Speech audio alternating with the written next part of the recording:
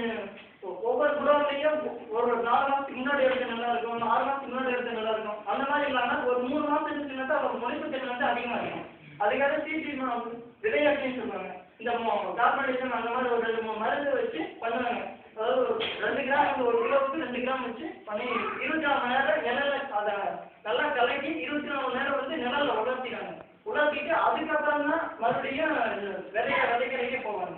அந்த விதை இந்த ஒரிஜினல் சொல்றது வந்து பாய்நற்றங்கள் அப்படின்னு சொல்லுவாங்க. பாய்நற்றங்கள் வந்து எல்லாருமே போன நாங்கள் கேட்ட வரைக்கும் அந்த போன வருஷம் ஒரிஜினல் நாற்று நட்டுருக்காங்க. ஆனால் அவங்க பாய்நற்றங்கள் அமைக்காம நம்ம எப்போ போல நாட்டங்களை போட்டு அதுல இருந்து நடவு பண்ணிட்டாங்க.